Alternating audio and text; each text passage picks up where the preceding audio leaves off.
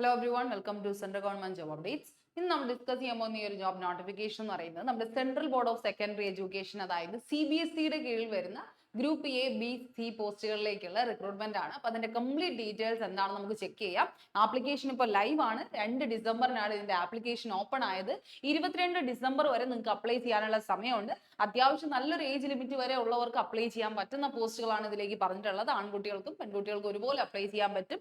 പെൺകുട്ടികൾക്ക് പ്രത്യേകം ഒരു 10 ഇയേഴ്സിന്റെ റിലാക്സേഷനും അവർ തന്നിട്ടാണ് ഈ ഒരു നോട്ടിഫിക്കേഷൻ വിളിച്ചിട്ടുള്ളത്. അപ്പൊ എന്തായാലും ഇതിന്റെ കംപ്ലീറ്റ് ഡീറ്റെയിൽസ് എന്താണെന്നൊന്ന് കംപ്ലീറ്റ്ലി നമുക്ക് ചെക്ക് ചെയ്യാം. അപ്പോൾ ഓൺലൈൻ ആപ്ലിക്കേഷൻ വിളിച്ചിട്ടുള്ളത് CBSE ആണ്. CBSEയുടെ ഡയറക്റ്റ് റിക്രൂട്ട്മെന്റ് കോട്ട എക്സാമിനേഷൻ ആണ് ഇവിടെ ഇപ്പൊ എന്ത് ചെയ്യുന്നത് പറയുന്നത്. ഇതിൽ എന്ത് ചെയ്യും, കമ്പ്യൂട്ടർ ബേസ്ഡ് എക്സാമിനേഷൻ ഉണ്ടായിരിക്കും. ആ എക്സാമിനേഷൻ കഴിഞ്ഞ് സ്കിൽ ടെസ്റ്റ് പോലെയുള്ള കാര്യങ്ങൾ കഴിഞ്ഞിട്ടായിരിക്കും നിങ്ങളുടെ റിക്രൂട്ട്മെന്റ് വരുന്നത് കേട്ടോ. അപ്പൊ എന്തായാലും നോക്കാം നമുക്ക്.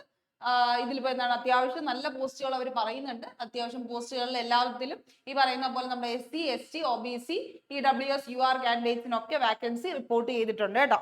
അപ്പൊ എല്ലാവർക്കും ഒരുപോലെ വാക്കൻസി ഉണ്ട്. അപ്പൊ നമ്മൾ അപ്ലൈ ചെയ്യുമ്പോൾ നമുക്ക് കുറച്ചും കൂടെ കാര്യങ്ങൾ മനസ്സിലാവും. ഇതുപോലെ തന്നെ PWD കാൻഡിഡേറ്റ്സ്, ഡിസബിലിറ്റി കാൻഡിഡേറ്റ്സിനും കൂടെ എന്ത് ചെയ്തിട്ടുണ്ട്, സെപ്പറേറ്റ് വാക്കൻസി ഓരോ പോസ്റ്റിലും ഉള്ള പോസ്റ്റുകളിലൊക്കെ അവർ എന്ത് ചെയ്തിട്ടുണ്ട്, മെൻഷൻ ചെയ്തിട്ടുണ്ട്. ആർക്കൊക്കെയാണ് അപ്ലൈ ചെയ്യാൻ പറ്റുന്നത് എന്നുള്ളൊരു കാര്യമൊക്കെ അതിൽ കൃത്യമായി പറയുന്നുണ്ട് കേട്ടോ. അപ്പൊ അത്യാവശ്യം എല്ലാവർക്കും അപ്ലൈ ചെയ്യാൻ പറ്റുന്ന ഒരു ലെവൽ ഓഫ് എക്സാമിനേഷൻ തന്നെയാണ് വിളിച്ചിട്ടുള്ളത്. എന്തായാലും കൂടുതൽ ഡീറ്റെയിൽസ് എന്താണ് നമുക്ക് നോക്കാം. ഓക്കെ, അപ്പൊ ഇതിന്റെ ഡേറ്റ് ആരും മറക്കണ്ട. ആപ്ലിക്കേഷൻ ലൈവ് ആണ്. 2/12/2025 തൊട്ട് 22/12/2025 വരെയാണ് നിങ്ങൾക്ക് സമയമുള്ളത്. സബ്മിഷൻ ഓഫ് ഫീസ് വരുന്നത് ഈ പറയുന്ന 22/12-നാണ് കേട്ടോ. അപ്പോൾ ഈ ഒരുപാട് നോട്ടിഫിക്കേഷൻ ഉണ്ട്. അതായത് ഇതിൽ group A B C post എന്ന് പറഞ്ഞ് ഒരുപാട് പോസ്റ്റുകൾ വിളിച്ചിട്ടുണ്ട്. അപ്പൊ നിങ്ങൾ ഏത് പോസ്റ്റിലാണോ അപ്ലൈ ചെയ്യുന്നത്, അപ്പോൾ എല്ലാ പോസ്റ്റിലേക്കും നിങ്ങൾ അപ്ലൈ ചെയ്യുന്നുണ്ടെങ്കിൽ നിങ്ങളുടെ ക്വാളിഫിക്കേഷൻ അനുസരിച്ച് എല്ലാ പോസ്റ്റിലും അപ്ലൈ ചെയ്യുന്നെങ്കിൽ ഓരോന്നിനും സെപ്പറേറ്റ് ആപ്ലിക്കേഷൻ ആയിരിക്കും വരുന്നത്. അതായത് ഫീസ് കൊടുക്കേണ്ടവരാണെങ്കിൽ ഓരോ പോസ്റ്റിനും സെപ്പറേറ്റ് ഫീസ് തന്നെ പേ ചെയ്യേണ്ടി വരും. അപ്പൊ നിങ്ങൾക്ക് ആവശ്യമുള്ള പോസ്റ്റ്, നിങ്ങൾക്ക് ഏറ്റവും കൂടുതൽ വാക്കൻസി ഉള്ള പോസ്റ്റ് നോക്കിയിട്ട് നിങ്ങൾ എന്ത് ചെയ്യുക, അപ്ലൈ ചെയ്യുക. പിന്നെ എല്ലാം അപ്ലൈ ചെയ്യണമെന്ന് ആഗ്രഹമുള്ളവരാണെങ്കിൽ നിങ്ങൾക്ക് എന്ത് ചെയ്യാം, അപ്ലൈ ചെയ്യാവുന്നതാണ് കേട്ടോ.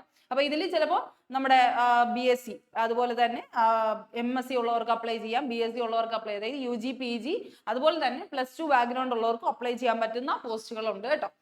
ഓക്കെ, അപ്പൊ നമുക്ക് ജസ്റ്റ് നോക്കാം. പിന്നെ ഇതിന്റെ ഏജ് റിലാക്സേഷനും കാര്യങ്ങളും പറയുന്നുണ്ട്. 18 വയസ്സ് വരെ തൊട്ടുള്ളവർക്ക് വരെ അപ്ലൈ ചെയ്ത് തുടങ്ങാം. മിനിമം ഏജ് ലിമിറ്റ് എന്ന് പറയുന്നത് 18 ആണ്. ഇതിന്റെ ആ ഒരു ക്രൂഷ്യൽ ഡേറ്റ് എന്ന് പറയുന്നത് 22/12 ആണ് കേട്ടോ. 22/12 നിങ്ങളുടെ ഈ പറയുന്ന ഏജ് എന്ന് പറയുന്നത് എത്ര എന്നുള്ള ഒരു കാര്യമാണ് പറയുന്നത്. 18 വയസ്സ് വരെ തൊട്ടുള്ളവർക്ക് അപ്ലൈ ചെയ്ത് തുടങ്ങാം. അതുപോലെ SC STക്ക് 5 വർഷത്തിന്റെ റിലാക്സേഷൻ ഉണ്ടായിരിക്കും. OBCക്ക് 3 വർഷത്തിന്റെ റിലാക്സേഷൻ ഉണ്ടായിരിക്കും. അതുപോലെ തന്നെ എല്ലാ വിമൺ കാൻഡിഡേറ്റ്സിനും ഈ പറയുന്ന പോലെ 10 വർഷത്തിന്റെ റിലാക്സേഷൻ ഉണ്ട്. ഡിപ്പാർട്ട്മെന്റ് കാൻഡിഡേറ്റ്സിന് ഒരു ബാറും ഇല്ല. ആ ഒരു രീതിയിലാണ് പറയുന്നത്. അപ്പോൾ ഗ്രൂപ്പ് A പോസ്റ്റിന് എങ്ങനെയാണ്, ഗ്രൂപ്പ് B ആൻഡ് C പോസ്റ്റിന് എങ്ങനെയാണെന്നൊക്കെ ഉള്ളൊരു കാര്യം നമുക്ക് ജസ്റ്റ് ഒന്ന് നോക്കി നോക്കാം. ഓക്കെ, അപ്പൊ ഞാൻ ആദ്യം തന്നെ പറയട്ടെ, group A, group B, group C പോസ്റ്റുകൾ എന്ന് പറഞ്ഞാൽ ഡിഫറെന്റ് ലെവൽ ഓഫ് പോസ്റ്റ് ആണ്. സാലറി ആയാലും നിങ്ങൾ കൊടുക്കുന്ന ആപ്ലിക്കേഷൻ ഫീസ് ആയാലും പോസ്റ്റിന്റെ ഡിഫറൻസും എല്ലാം ഉണ്ട്. എക്സാമിനേഷൻ കണ്ടക്ട് ചെയ്യുന്നതും പാറ്റേൺ ഒക്കെ മാറ്റമാണ്. അപ്പൊ ഏതിനാണോ നിങ്ങൾക്ക് ക്വാളിഫിക്കേഷൻ ഉള്ളത് അത് നോക്കി എന്ത് ചെയ്യുക, അപ്ലൈ ചെയ്യുക. അപ്പൊ ആദ്യത്തെ പോസ്റ്റ് വിളിച്ചിട്ടുള്ളത് അസിസ്റ്റന്റ് സെക്രട്ടറി എന്ന് പറയുന്ന പോസ്റ്റ് ആണ്. ഗ്രൂപ്പ് A പോസ്റ്റിലാണ് അത് വരുന്നത്. അതുപോലെ തന്നെ അതിന്റെ എക്സെൻഷ്യൽ ആയിട്ടുള്ള കാര്യം വേണ്ടതെന്ന് ചോദിച്ചു കഴിഞ്ഞാൽ ബാച്ചിലേഴ്സ് ഡിഗ്രി മാത്രമാണ്. അസിസ്റ്റന്റ് സെക്രട്ടറി പോസ്റ്റിലേക്ക് വിളിച്ചിട്ടുള്ളത് ബാച്ചിലേഴ്സ് ഡിഗ്രി ഉള്ളവർക്ക് മാത്രമാണ്. ഏജ് ലിമിറ്റ് എന്ന് പറയുന്നത് 35 വയസ്സ് വരെ ഉള്ളവർക്ക് അപ്ലൈ ചെയ്യാം. 35 വയസ്സ് വരെ ഉള്ളവർക്ക് അപ്ലൈ ചെയ്യാം. പ്ലസ് നമ്മൾ നേരത്തെ പറഞ്ഞ റിലാക്സേഷൻ എല്ലാം ഇതിൽ എന്താണ് ആപ്ലിക്കബിൾ ആണ്. അതായത് വിമണിന് വേണ്ടിയിട്ടുള്ള ഈ പറയുന്ന 10 വർഷത്തിന്റെ റിലാക്സേഷൻ ഇതിൽ എന്ത് ചെയ്യും, ആഡപ്പായി വരും. ഓക്കെ, അപ്പൊ ആ ഒരു കാര്യം കൂടെ നിങ്ങൾ ശ്രദ്ധിക്കുക. ഇതിന് എന്തൊക്കെയാണ് സ്റ്റേജസ് എന്നും അവർ എടുത്ത് പറയുന്നുണ്ട്. Tier 1 ആയിട്ടുള്ള MCQ based preliminary screening examination ഉണ്ടായിരിക്കും. നമുക്കറിയാലോ, ഇതെന്ന് പറയുന്നത് സെൻട്രൽ ഗവൺമെന്റ് നോട്ടിഫിക്കേഷൻ ആണ്.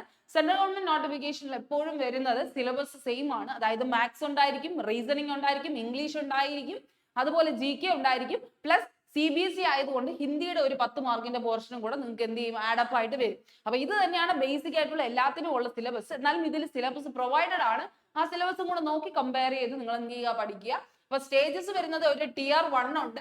Tier 1 MCQ ബേസ്ഡ് ആണ്, OMR ബേസ്ഡ് ആയിട്ടുള്ളതാണ്. അതുപോലെ സെക്കൻഡ് ടൈപ്പും എന്താണ്, സെക്കൻഡ് ടൈം ടിയറും എന്താണ്, ഒബ്ജക്റ്റീവ് ലെവൽ എക്സാമിനേഷനും ഉണ്ട്. അതുപോലെ ഡിസ്ക്രിപ്റ്റീവ് ലെവൽ റിട്ടൺ മെയിൻസ് എക്സും ഉണ്ട്. അപ്പൊ റിട്ടൺ ആയിട്ടും മെയിൻസ് എക്സാം വരുന്നുണ്ട് ഡിസ്ക്രിപ്റ്റീവ് ലെവലിൽ. അതായത് essay റൈറ്റിങ്ങോ പ്രിസിസ് റൈറ്റിങ്ങോ ലെറ്റർ റൈറ്റിങ്ങോ എന്തെങ്കിലും ആയിരിക്കും അവിടെ വരുന്നത്. നിങ്ങളുടെ കമ്മ്യൂണിക്കേഷനും കൂടെ നോക്കാൻ വേണ്ടിയായിട്ട്. Tier 3 വരുന്നത് അവിടെ ഇന്റർവ്യൂ കൂടെയാണ്. ഇന്റർവ്യൂ സ്റ്റേജും കൂടെ അവിടെ ഉണ്ടായിരിക്കും. അപ്പൊ ആ ഒരു കാര്യം നിങ്ങൾ എന്ത് ചെയ്യുക, മൊത്തത്തിൽ മനസ്സിലാക്കുക. നമുക്ക് കേരളത്തിൽ എന്താണ് വാക്കൻസി പറയുന്നുണ്ട്. അതായത് ഈ പറയുന്ന പോലെ സെന്റേഴ്സ് പറയുന്നുണ്ട്. അപ്പൊ നിങ്ങൾക്ക് എക്സാമിനേഷൻ അഥവാ നിങ്ങൾക്ക് എഴുതേണ്ടി വരുവാണെങ്കിൽ നിങ്ങൾ എഴുതേണ്ടി വരുന്നത് നമ്മുടെ ട്രിവാൻഡ്രത്തായിരിക്കും കേട്ടോ. കേരളയുടെ അവരുടെ എക്സാം സെന്റർ പറയുന്നത് നമ്മുടെ ട്രിവാൻഡ്രത്താണ്. ജോബ് പോസ്റ്റിംഗ് വരുന്നതും ഈ പറയുന്ന കേരളയിൽ ഈ പറയുന്ന ട്രിവാൻഡ്രം ബേസ് ചെയ്തിട്ടായിരിക്കാം ചിലപ്പോൾ വരുന്നതെന്ന് അവരെടുത്ത് പറയുന്നുണ്ട്. അപ്പൊ എന്തായാലും ആ ഒരു കാര്യം കൂടെ നിങ്ങൾ ആദ്യം തന്നെ മനസ്സിലാക്കി വെക്കുക. ഇനി അടുത്ത സെക്കൻഡ് പോസ്റ്റ്. അപ്പൊ ഇതാണ് നമ്മുടെ അസിസ്റ്റന്റ് സെക്രട്ടറി. പ്രത്യേകിച്ച് എക്സ്പീരിയൻസ് ഒന്നും ചോദിക്കുന്നില്ല. എസെൻഷ്യൽ ക്വാളിഫിക്കേഷൻ ബാച്ചിലേഴ്സ് ഡിഗ്രി മാത്രമേ ചോദിക്കുന്നുള്ളൂ. പിന്നെ 3 ലെവൽ ഓഫ് സ്റ്റേജ് ഉണ്ടെന്ന കാര്യം മനസ്സിലാക്കുക. ഇനി അടുത്ത ഗ്രൂപ്പ് എ പോസ്റ്റിൽ തന്നെ വരുന്നതാണ് അസിസ്റ്റന്റ് പ്രൊഫസർ അല്ലെങ്കിൽ അസിസ്റ്റന്റ് ഡയറക്ടർ എന്ന് പറയുന്ന പോസ്റ്റ്. അത്യാവശ്യം ഹൈ ലെവൽ ഓഫ് പോസ്റ്റ് തന്നെയാണ് പറയുന്നത്. അപ്പൊ ഈ അസിസ്റ്റന്റ് പ്രൊഫസറിലേക്കാണ് നിങ്ങൾ അപ്ലൈ ചെയ്യുന്നതെങ്കിൽ post graduate degree in any discipline with 55% marks ആണ് ചോദിക്കുന്നത്. പോസ്റ്റ് ഗ്രാജുവേഷൻ ഡിഗ്രി മസ്റ്റ് ആണ്. എന്താണ് പോസ്റ്റ് ഗ്രാജുവേഷൻ ഡിഗ്രി മസ്റ്റ് ആയിട്ട് പറയുന്നുണ്ട്. PG ഉണ്ടായിരിക്കണം. അതിൽ 55% മാർക്ക് നിങ്ങൾ നേടിയിരിക്കണം. പ്ലസ് നിങ്ങൾക്ക് ഡിസൈറബിൾ ആയിട്ട് നിങ്ങൾക്ക് ഇതും കൂടെ ഉണ്ടെങ്കിൽ ഏറ്റവും ബെസ്റ്റ് എന്നുള്ള രീതിയിൽ പറയുന്ന കാര്യമാണ് ഈ ഡിസൈറബിൾ കാര്യങ്ങൾ. അവിടെ പറയുന്നത് ഒന്നി BEd MEd എന്തെങ്കിലും എടുത്തിട്ടുണ്ടെങ്കിൽ നിങ്ങൾക്ക് നല്ലതായിരിക്കും. അല്ലെങ്കിൽ നെറ്റ് JRF നെറ്റ് SLET ഏതെങ്കിലും എടുത്തിട്ടുണ്ടെങ്കിൽ അതും നല്ലതാണ്. ഡോക്ടറേറ്റ് ഡിഗ്രി ഉണ്ടെങ്കിൽ അതും നല്ലതാണെന്നുള്ളൊരു കാര്യം പറയുന്നുണ്ട്. അപ്പൊ ഇതൊരു ഡിസൈറബിൾ ഇതിൽ ഏതെങ്കിലും വരുന്നുണ്ടെങ്കിൽ നിങ്ങൾക്ക് അതെന്ത് ചെയ്യാം, അതും കൂടെ വെച്ച് കഴിഞ്ഞാൽ നിങ്ങൾക്ക് പ്രിഫറൻസ് കുറച്ച് അധികമായിട്ട് കിട്ടും. ആ ഒരു കാര്യമാണ് പറയുന്നത്. ബേസിക്കലി നമുക്ക് വേണ്ടത് എന്താണ്, ഈ പറയുന്ന പോലെ എസെൻഷ്യൽ ആയിട്ട് വേണ്ടത് PG ഡിഗ്രി 55% മാർക്കോടെ നമുക്ക് വേണം. പ്ലസ് നിങ്ങൾക്ക് ഈ ഒരു ഇത്രയും കാര്യങ്ങൾ BEd MEd നെറ്റോ JRF ഡോക്ടറേറ്റ് ഡിഗ്രിയോ എന്തെങ്കിലും ഉണ്ടെങ്കിൽ അതും കൂടെ ആപ്ലിക്കേഷനിൽ കൂടെ നമുക്ക് എന്ത് ചെയ്യാം, സബ്മിറ്റ് ചെയ്യാൻ പറ്റും. ഇതിന്റെ ഏജ് ലിമിറ്റ് വരുന്നത് 30 വയസ്സാണ് നിങ്ങൾക്ക് വരുന്നത് കേട്ടോ. 30 വയസ്സാണ് വരുന്നത്. സ്റ്റേജസ് വരുന്നത് 3 സ്റ്റേജസ് തന്നെയാണ്. Tier 1 വരുന്നത് MCQ based preliminary objective level question ആണ്. ഒബ്ജക്റ്റീവ് ലെവലും ഡിസ്ക്രിപ്റ്റീവ് ലെവലും കൂടെ ചേർന്നിട്ടുള്ള റിട്ടൺ എക്സാമിനേഷൻ ആണ് Tier 2 വരുന്നത് കേട്ടോ. അപ്പൊ ആ ഒരു കാര്യം മനസ്സിലാക്കുക. Tier 3 ആയിട്ട് ഇന്റർവ്യൂ കാണാൻ ചാൻസ് ഉണ്ടെന്നും എഴുതിയിട്ടുണ്ട്. ഓക്കെ, അതാണ് രണ്ടാമത്തെ പോസ്റ്റ്. ഇനി വരുന്ന പോസ്റ്റ് അക്കൗണ്ട്സ് ഓഫീസർ എന്ന് പറയുന്ന പോസ്റ്റ് ആണ്. അക്കൗണ്ട്സ് ഓഫീസർ പോസ്റ്റ് എന്ന് പറയുന്നത് ആർക്കാണ് അപ്ലൈ ചെയ്യാൻ പറ്റുന്നത് നമുക്ക് ജസ്റ്റ് ഒന്ന് ചെക്ക് ചെയ്യാം. ഓക്കെ, ഗ്രൂപ്പ് എ പോസ്റ്റ് തന്നെയാണ്. ബാച്ചിലേഴ്സ് ഡിഗ്രി ഏതിലാണ്? Bachelors degree of recognised university institution with economics, commerce, accounts, finance, business studies, cost accounting തുടങ്ങിയ സബ്ജക്റ്റുകളിൽ ബാച്ചിലേഴ്സ് എടുത്തിട്ടുള്ളവർക്കാണെങ്കിൽ നിങ്ങൾക്ക് ഡയറക്ട്ലി അപ്ലൈ ചെയ്യാൻ പറ്റും കേട്ടോ. എസെൻഷ്യൽ ക്വാളിഫിക്കേഷൻ അക്കൗണ്ട്സ് ഓഫീസറിന് പറയുന്നത് എന്താണ്? ഒന്നീ ബാച്ചിലേഴ്സ് ഡിഗ്രി ഏതിലാണ്? Economics, commerce, accounts, finance, business സ്റ്റഡീസിൽ എടുത്തിട്ടുള്ളവർക്ക് അപ്ലൈ ചെയ്യാം. ഇല്ലാന്നുണ്ടെങ്കിൽ ബാച്ചിലേഴ്സ് ഡിഗ്രി എന്തിലാണ്? SAS, JAO എന്ന തുടങ്ങിയിട്ടുള്ള ഓഡിറ്റ് സർവീസസിലൊക്കെ എന്താണ് എക്സാമിനേഷനിൽ നിങ്ങൾ പാസ് ആയിട്ടുണ്ടെങ്കിൽ അതുവർക്ക് അപ്ലൈ ചെയ്യാൻ പറ്റും. അല്ലാന്നുണ്ടെങ്കിൽ പോസ്റ്റ് ഗ്രാജുവേറ്റ് ഡിഗ്രി PG ഉള്ളവർക്ക് economics, commerce, accounts, finance, business സ്റ്റഡീസിൽ PG ഉള്ളവർക്ക് അപ്ലൈ ചെയ്യാം. ഇല്ലാന്നുണ്ടെങ്കിൽ MBA ഫിനാൻസ് അല്ലെങ്കിൽ ചാർട്ടേഡ് അക്കൗണ്ട് കംപ്ലീറ്റ് ചെയ്തവരാണെങ്കിൽ ICW ഒക്കെ കംപ്ലീറ്റ് ചെയ്തവരാണെങ്കിൽ നിങ്ങൾക്ക് അപ്ലൈ ചെയ്യാൻ പറ്റും. ഇതാണ് എസെൻഷ്യൽ ക്വാളിഫിക്കേഷൻ. ഇനി ഡിസൈറബിൾ ഉണ്ടെങ്കിൽ നല്ലത്, അല്ലെങ്കിൽ നിങ്ങൾക്ക് കുറച്ചും കൂടെ പ്രിഫറൻസ് കിട്ടുമെന്ന് പറയുന്നത് experience in the field of accounts compilation, budget, internal audit, commercial accounting തുടങ്ങിയതിലൊക്കെ നിങ്ങൾ ചെയ്തിട്ടുണ്ടെങ്കിൽ അത് ഡിസൈറബിൾ ആണ്. Experience in the field of investments, fund management, securities അത് നല്ലൊരു കാര്യമായിട്ട് പറയുന്നുണ്ട് കേട്ടോ. ഇനി അടുത്ത ഏജ് ലിമിറ്റ് അവിടെ വരുന്നത് 35 വയസ്സാണ്. എക്സ്പീരിയൻസ് കൂടെ ചോദിച്ചുകൊണ്ടായിരിക്കും ഏജ് ലിമിറ്റ് 35 വയസ്സ് വരെ പറയുന്നുണ്ട് കേട്ടോ. അപ്പൊ അതൊന്ന് ശ്രദ്ധിക്കുക. അക്കൗണ്ട് ഓഫീസർ ആണ്. Tier 1, Tier 2, Tier 3 ആണ് വരുന്നത്. MCQ based examination, interview, objective level written എക്സാമിനേഷനും ഒക്കെയാണ് വരുന്നത്. ഓക്കെ, അതും എന്ത് ചെയ്യുക, ഒന്ന് മനസ്സിലാക്കിക്കോളുക. ഇനി ഇത് ഇത്രയാണ്, ഈ 3 പോസ്റ്റുകളാണ് A പോസ്റ്റിൽ വന്നത് കേട്ടോ. A പോസ്റ്റിൽ വന്നത്. അപ്പൊ ഇതിനൊക്കെ ഇപ്പൊ നിങ്ങൾ എല്ലാത്തിനും എക്സാമിന് അപ്ലൈ ചെയ്യുന്നുണ്ടെങ്കിൽ ഒരൊറ്റ എക്സാം ആയിരിക്കും എഴുതേണ്ടത്. ഗ്രൂപ്പ് A പോസ്റ്റിന് ഏകദേശം സെയിം സിലബസ് എന്തെങ്കിലും ആയിരിക്കും വരുന്നത്. അപ്പൊ ആ ഒരു ചില കണ്ടീഷൻസ് അങ്ങനെ വരുന്നുണ്ട്. നിങ്ങൾ വേറെ ഒരു ആപ്ലിക്കേഷൻ ആണ് സബ്മിറ്റ് ചെയ്തെങ്കിൽ പോലും ചില പോസ്റ്റുകൾക്ക് ഒരേ ലെവൽ ആയിരിക്കും വരുന്നത്. അങ്ങനെയാണെങ്കിൽ നിങ്ങൾക്ക് എന്താണ് ഒരൊറ്റ എക്സാം എഴുതിയാൽ മതിയായിരിക്കും കേട്ടോ. അപ്പൊ അതൊന്ന് ശ്രദ്ധിക്കുക. ഇനി അടുത്ത് എന്താ വരുന്നത്? സൂപ്രണ്ടന്റ് എന്ന് പറയുന്ന പോസ്റ്റിലേക്ക് ഗ്രൂപ്പ് B പോസ്റ്റ് ആയിട്ടാണ് വരുന്നത്. നിങ്ങൾക്ക് വേണ്ടത് എസെൻഷ്യൽ ആയിട്ട് വേണ്ടത് ബാച്ചിലേഴ്സ് ഡിഗ്രി ചെയ്തവരായിരിക്കണം. അതിന്റെ ഒപ്പം തന്നെ വർക്കിംഗ് നോളജ് കമ്പ്യൂട്ടർ ആപ്ലിക്കേഷനിലോ നിങ്ങൾക്ക് വർക്കിംഗ് നോളജ് ഉണ്ടെങ്കിൽ നിങ്ങൾക്ക് നല്ലതെന്ന് പറയുന്നുണ്ട്. അപ്പൊ ബാച്ചിലേഴ്സ് ഡിഗ്രിയും അതുപോലെ വർക്കിംഗ് നോളജ് ആണ്. നിങ്ങൾക്ക് സർട്ടിഫിക്കറ്റ് ഒന്നും കാണിക്കേണ്ടി വരില്ല. പക്ഷെ നിങ്ങൾക്ക് computer application, Windows, MS office ഒക്കെ ഹാൻഡിൽ ചെയ്യാൻ അറിഞ്ഞിരിക്കണം. ബേസിക് ആയിട്ടുള്ള കമ്പ്യൂട്ടർ ഓപ്പറേഷൻ ഹാൻഡിൽ ചെയ്യാൻ അറിഞ്ഞിരിക്കണം. ഏജ് ലിമിറ്റ് വരുന്നത് 30 വയസ്സ് വരെയുള്ളവർക്ക് അപ്ലൈ ചെയ്യാൻ പറ്റും. അതുപോലെ തന്നെ സ്റ്റേജസ് ഓഫ് റിക്രൂട്ട്മെന്റ് വരുന്നത് Tier 1 ആണെങ്കിൽ MCQ ബേസ്ഡ് എക്സാമിനും, Tier 2 അവിടെ എന്ത് വരുന്നില്ല, ഇന്റർവ്യൂ വരുന്നില്ല B പോസ്റ്റുകൾക്ക്. അപ്പൊ Tier 2 വരുന്നുണ്ട്. റിട്ടൺ മെയിൻസ് എക്സാമിനേഷൻ ആണ്. ഒബ്ജക്റ്റീവ് ലെവലും ഡിസ്ക്രിപ്റ്റീവ് ലെവലും നിങ്ങൾക്ക് ഉണ്ടായിരിക്കും. ഇവിടെ വരുന്നത് ഒരു ടൈപ്പിംഗ് സ്പീഡ്, ഒരു സ്കിൽ ടെസ്റ്റ് അവർ ചെയ്യുന്നുണ്ട്. അതായത് ഇന്റർവ്യൂ അറ്റൻഡ് ചെയ്യേണ്ടി വരില്ല. പക്ഷെ നിങ്ങൾ ഈ പറയുന്ന പോലെ ഇവിടെ എന്താണ് വർക്കിംഗ് നോളജ് ഓഫ് കമ്പ്യൂട്ടർ ചോദിച്ചത് കൊണ്ട് ഇവിടെ എന്ത് ചോദിക്കും, നിങ്ങളുടെ ടൈപ്പിംഗ് സ്പീഡ് ചോദിക്കും. 35 വേർഡ്സ് പെർ മിനിറ്റ് ആണ് ഇംഗ്ലീഷിൽ വേണ്ടത്, അല്ലെങ്കിൽ 30 വേർഡ്സ് ഏതെങ്കിലും ഒന്നാണ്, ഇംഗ്ലീഷ് അല്ലെങ്കിൽ ഹിന്ദി ടൈപ്പ് ചെയ്ത് കാണിച്ചു കൊടുക്കണം. 35 വേർഡ്സ് പെർ മിനിറ്റ് എന്ന ഒരു പാരഗ്രാഫ് തരും, അതനുസരിച്ച് നിങ്ങൾ ടൈപ്പ് ചെയ്യാൻ കാണിക്കണം. അപ്പൊ അതും കൂടെ എന്ത് ചെയ്യണം, നിങ്ങൾക്ക് ഉണ്ടെങ്കിൽ നല്ലതാണ്, നിങ്ങൾ ക്വാളിഫൈ ആവാനുള്ള ചാൻസ് കൂടുതലാണ്. ഓക്കെ, അപ്പൊ ആ ഒരു കാര്യം മനസ്സിലാക്കുക. ഇനി അടുത്ത് വരുന്ന ബി പോസ്റ്റ് ആണ് ജൂനിയർ ട്രാൻസ്ലേഷൻ ഓഫീസർ എന്ന് പറയുന്ന പോസ്റ്റ്. ഈ ഒരു പോസ്റ്റിലേക്ക് അപ്ലൈ ചെയ്യാൻ നിങ്ങൾക്ക് വേണ്ടത് മാസ്റ്റേഴ്സ് ഡിഗ്രി ആണ്, ഹിന്ദി അല്ലെങ്കിൽ ഇംഗ്ലീഷിൽ കേട്ടോ. Hindi with English as A compulsory or elective subject എന്നാണ് പറയുന്നത്. മാസ്റ്റേഴ്സ് ഡിഗ്രി ഹിന്ദിയിൽ എടുത്ത് ഇംഗ്ലീഷ് ഒരു എന്താണ് ഈ പറയുന്ന കോംപ്ലിമെന്ററി സബ്ജക്ട് അല്ലെങ്കിൽ എലക്റ്റീവ് സബ്ജക്റ്റ് ആയിട്ട് ഉണ്ടായിരിക്കണം. അല്ലെങ്കിൽ മാസ്റ്റേഴ്സ് ഡിഗ്രി ഇംഗ്ലീഷിൽ എടുത്ത് ഹിന്ദി ഒരു സബ്ജക്ട് കമ്പൽസറി ആയിട്ട് ചെയ്തവരായിരിക്കണം. അപ്പൊ ആ ഒരു കാര്യം എടുത്ത് പറയുന്നുണ്ട്. അല്ലെങ്കിൽ എന്താണ് masters degree of A recognised university in any subject than other than Hindi or English with Hindi medium and English as a compulsory or elective subject of the medium of excellent degree level എന്നുള്ള ഒരു കാര്യമൊക്കെ പറയുന്നുണ്ട്. അതായത് നിങ്ങൾ വേറെ ഏത് subject പഠിച്ചാലും Hindi or English എന്താണ് ഈ പറയുന്ന പോലെ എലക്റ്റീവ് ആയിട്ട് പഠിച്ചിട്ടുണ്ടെങ്കിൽ നിങ്ങൾക്ക് അപ്ലൈ ചെയ്യാന്നൊക്കെ കാര്യം പറയുന്നുണ്ട്. ജൂനിയർ ട്രാൻസ്ലേഷൻ ഓഫീസർ ആയതുകൊണ്ടാണ് അങ്ങനെ വരുന്നത് കേട്ടോ. എന്തായാലും ഹിന്ദി അല്ലെങ്കിൽ ഇംഗ്ലീഷിൽ അത്യാവശ്യം നോളജ് ഉള്ളവരായിരിക്കണം ഇതിലേക്ക് അപ്ലൈ ചെയ്യാൻ. 30 വയസ്സ് വരെയുള്ളവർക്ക് അപ്ലൈ ചെയ്യാൻ പറ്റും. അതിനും tier 1 tier 2 ആണ് അവിടെ എന്ത് ചെയ്യുന്നത്, സ്റ്റേജസ് ആയിട്ട് വരുന്നത് കേട്ടോ. ആ ഒരു കാര്യം മനസ്സിലാക്കുക. ഇനി അടുത്ത് ജൂനിയർ അക്കൗണ്ടന്റ് എന്ന് പറയുന്ന പോസ്റ്റ് ആണ്, അതാണ് സി പോസ്റ്റ് ആണ്. ഈ പറയുന്ന സി പോസ്റ്റുകളാണ് ഏത് ഡിഗ്രിയിൽ വരുന്നത്, +2, നമ്മുടെ ഡിഗ്രി അല്ല +2ലേക്ക് വരുന്നത് കേട്ടോ. മറ്റതെല്ലാം ഡിഗ്രി ലെവൽ ഓഫ് പോസ്റ്റുകളാണ്. ഇനി ജൂനിയർ അക്കൗണ്ടന്റ് എന്ന് പറയുന്ന ഗ്രൂപ്പ് സി പോസ്റ്റിലേക്ക് അപ്ലൈ ചെയ്യാൻ നിങ്ങൾക്ക് വേണ്ടത് 12th class from A recognised board or university with accountancy, business studies, economics, commerce, entrepreneurship, finance, business administration, taxation, cost accounting. ഇത്രയും കാര്യങ്ങൾ നിങ്ങൾ 12th ക്ലാസ് അതിന് നിങ്ങൾ ഹയർ സെക്കൻഡറി ചെയ്തിരിക്കുന്നതെങ്കിൽ നിങ്ങൾക്ക് എന്ത് ചെയ്യാൻ ഡയറക്ട്ലി അപ്ലൈ ചെയ്യാൻ പറ്റുമെന്നാണ് പറയുന്നത്. അപ്പൊ 12th class accountancy, business studies, economics, commerce, entrepreneurship, finance, business administration ഒക്കെ ചെയ്തവരാണെങ്കിൽ, നിങ്ങൾക്ക് ടാക്സേഷൻ ഒക്കെ പഠിച്ചവർക്കാണെങ്കിൽ അപ്ലൈ ചെയ്യാം. ഏജ് ലിമിറ്റ് അവിടെ വരുന്നത് സി പോസ്റ്റ് ആയതുകൊണ്ട് 12th ക്ലാസിന്റെ എഡ്യൂക്കേഷൻ ക്വാളിഫിക്കേഷൻ ആയതുകൊണ്ട് 27 വയസ്സ് വരെയുള്ളവർക്ക് അപ്ലൈ ചെയ്യാം. ഞാൻ നേരത്തെ പറഞ്ഞ റിലാക്സേഷൻ ഇവിടെയും ആപ്ലിക്കബിൾ ആണ്. ആ ഒരു ആപ്ലിക്കേഷൻ എന്തായാലും ഇവിടെ നിങ്ങൾക്ക് അപ്ലൈ ചെയ്യാൻ പറ്റും. ഇനി അടുത്ത് നിങ്ങൾക്ക് അതിന്റെ കൂടെ വേണ്ടത് ടൈപ്പിംഗ് സ്പീഡാണ്. ഇതെന്താണ്, ജൂനിയർ അക്കൗണ്ടന്റ് ആണ്, കമ്പ്യൂട്ടറുമായിട്ട് യൂസ് ചെയ്യേണ്ട കാര്യം ആയതുകൊണ്ട് തന്നെ ടൈപ്പിംഗ് സ്പീഡ് ഉണ്ടായിരിക്കണം. 35 വേർഡ്സ് പെർ മിനിറ്റ് ആണ് ഇംഗ്ലീഷിൽ വേണ്ടതെന്നുള്ള ഒരു കാര്യം പറയുന്നുണ്ട്. ഇവിടെ എന്താണ് stage of recruitment tier 1 tier 2 ആണ് വരുന്നത്. പ്ലസ് നിങ്ങൾക്ക് ഒരു സ്കിൽ ടെസ്റ്റ് ഉണ്ടായിരിക്കും ടൈപ്പിംഗ് സ്പീഡിന്റെ. ഓക്കെ, ആ ഒരു കാര്യം ആലോചിക്കുക. 35 വേർഡ്സ് പെർ മിനിറ്റ് ടൈപ്പ് ചെയ്യുന്ന രീതിയിലുള്ള സ്പീഡ് നിങ്ങൾക്ക് ഉണ്ടായിരിക്കണം. നിങ്ങൾക്ക് ഈ പറയുന്ന എക്സാം ഒക്കെ കഴിഞ്ഞിട്ട് പതിയെ പോയാലും നിങ്ങൾക്ക് എന്ത് ചെയ്യുക, കുറച്ചൊന്ന് ഈ പറയുന്ന ടൈപ്പിങ്ങും കാര്യങ്ങളൊക്കെ പഠിച്ചാലും ഓക്കെ ആണ് കേട്ടോ. അപ്പൊ ആ ഒരു കാര്യം ശ്രദ്ധിക്കുക. അപ്പൊ ജൂനിയർ അക്കൗണ്ടിന്റെ പോസ്റ്റിനെ കുറിച്ചാണ് നമ്മൾ പറഞ്ഞുകൊണ്ടിരുന്നത്. ഇനി അടുത്ത് വരുന്നത് സി പോസ്റ്റിൽ ലാസ്റ്റ് പോസ്റ്റ് എന്ന് പറയുന്നത് ജൂനിയർ അസിസ്റ്റന്റ് പോസ്റ്റ് ആണ്. അതും എന്താണ്, 12ാം ക്ലാസ് ക്വാളിഫിക്കേഷൻ ഉള്ള എല്ലാവർക്കും അപ്ലൈ ചെയ്യാൻ പറ്റും. ടൈപ്പിംഗ് സ്പീഡ് തന്നെയാണ് അവിടെയും ചോദിക്കുന്നത്. 35 വേർഡ്സ് പെർ മിനിറ്റ് ആണ് ചോദിക്കുന്നത്. ഏജ് ലിമിറ്റ് വരുന്നത് 27 വയസ്സാണ്. സ്റ്റേജ് വരുന്നത് MCQ ഡിസ്ക്രിപ്റ്റീവ് പേപ്പറും ആണ് വരുന്നത് കേട്ടോ. അപ്പൊ അത്രയും കാര്യങ്ങളാണ് അവിടെയും വരുന്നത്. അപ്പൊ ആ ഒരു കാര്യം നിങ്ങൾ മനസ്സിലാക്കുക. ഓരോന്നിനും ഓരോ ലെവലാണ് വരുന്നതെന്ന് ഞാൻ പറഞ്ഞു. അപ്പൊ ഇത്രയും പോസ്റ്റുകളാണ് ഗ്രൂപ്പ് A, B, C പോസ്റ്റിലേക്ക് വിളിച്ചിട്ടുള്ളത്.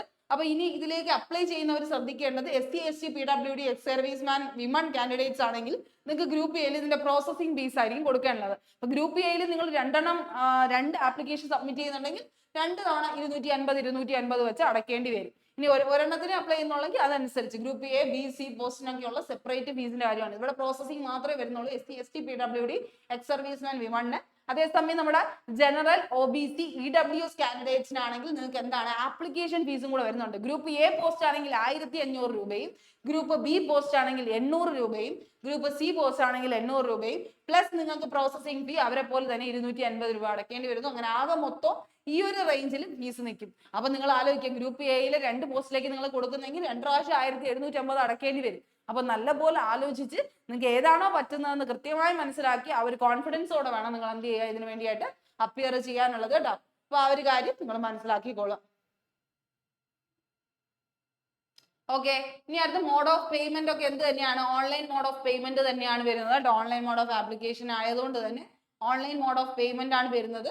ആ കാര്യമൊക്കെ മനസ്സിലാക്കിക്കോളാം. ഇനി അടുത്ത സ്കീം ഓഫ് എക്സാമിനേഷൻ എന്തൊക്കെയാണ് പഠിക്കേണ്ടത് എന്നുള്ളൊരു കാര്യം കൂടെ നിങ്ങൾ അറിഞ്ഞിരിക്കണം. ഞാൻ പറഞ്ഞു tier 1 ഒബ്ജക്റ്റീവ് ആണെങ്കിൽ എങ്ങനെയാണ് വരുന്നത്.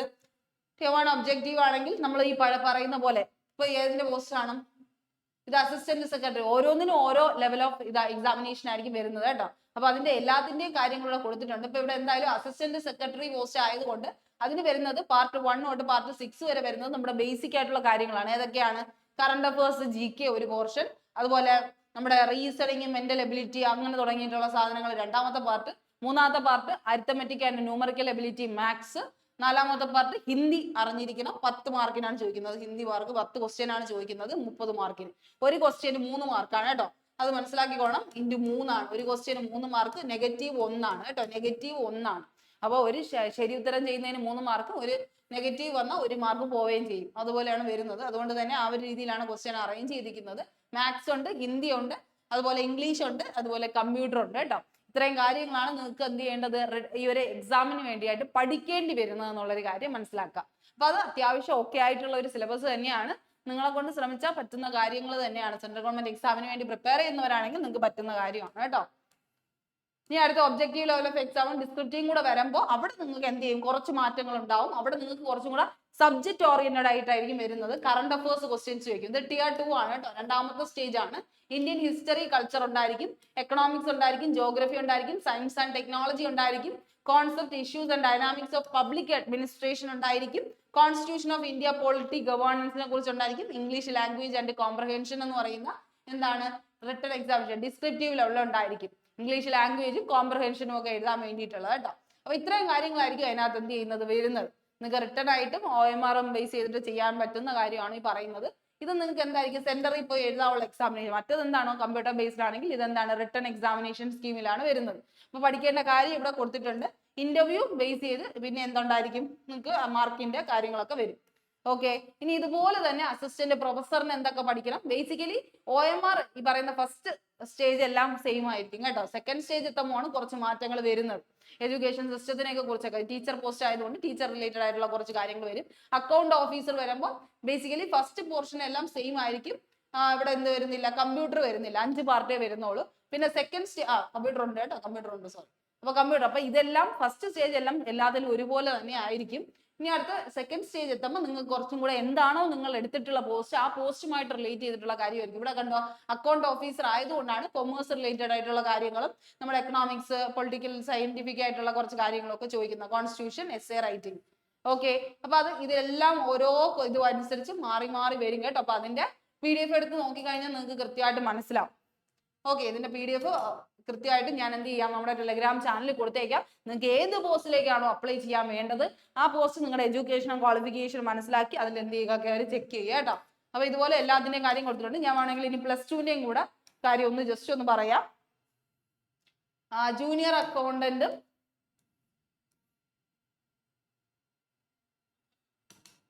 ജൂനിയർ അസിസ്റ്റന്റും ജൂനിയർ അക്കൗണ്ടന്റും ആണ് +2 ലെവൽ ഓഫ് പോസ്റ്റ്. അതിൽ വരുന്നത് എന്താണ്, പാർട്ട് 1, അതായത് Tier 1 വരുന്നത് സെയിം തന്നെയാണ്. Current affairs, GK, maths, reasoning, English, Hindi, computer. ഇത്രയാണ് 6 ലെവൽ ഓഫ് സ്റ്റേജ് വരുന്നത്. അതങ്ങനെ തന്നെയാണ്. 100 ക്വസ്റ്റ്യൻസ് 300 മാർക്കിനാണ് വരുന്നത്. 3 മാർക്കാണ് ഒരു കറക്റ്റ് ആൻസറിന് വരുന്നത്. പിന്നെ ഡിസ്ക്രിപ്റ്റീവ് റിട്ടൺ എക്സാമിനേഷൻ വരുന്നത് essay റൈറ്റിംഗ് ആണ്. 200-250 വേർഡ്സിൽ എഴുതാവുള്ളൂ. ഹിന്ദി അല്ലെങ്കിൽ ഇംഗ്ലീഷിൽ എഴുതണം, ഒരു ക്വസ്റ്റ്യൻ കാണും.